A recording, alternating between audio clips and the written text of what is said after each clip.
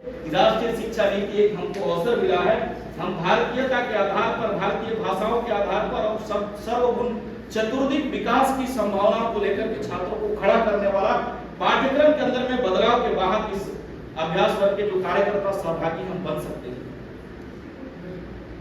आदरणीय कार्यकर्ताओं, साथियों, इस देश के अंदर में विमर्श का लंबा इतिहास था और विमर्श यानी कहानियों की ताकत होती है। हम लोगों ने नानी माँ की कहानी, दादी माँ की कहानी, आई साहब की कहानी पढ़ा और कहानी में वीरता और शौर्यता का प्रतिबिंब बताने का प्रयास हुआ। एक नचिकेता का कहानी हम सब लोगों ने पढ़ा, ध्रुव की कहानी पढ़ी और मन में आया कि यदि अटल श्रद्धा के साथ अपने संकल्प के पथ पर बढ़ा जाए तो ध्रुव तारा बनकर व्यक्ति सदा सर्वदा के लिए दैदीप्यमान हो जाता है, चमकता हुआ दिखाई देता है।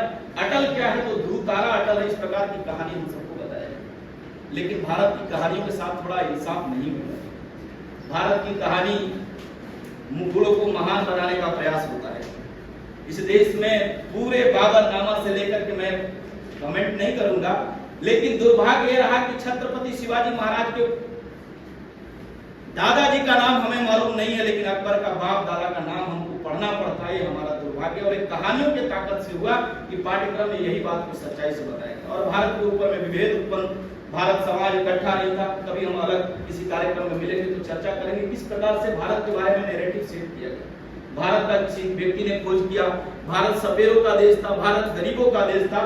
लेकिन मेरे जेहन में प्रश्न खड़ा होता है कि दुनिया का एकमात्र इतिहास भारत का दिखाई देता है कि लोग इतिहास में ये बताए कि भारत सपेरों का देश था, लेकिन लुटेरे सबसे ज्यादा भारत पर आक्रमण किए।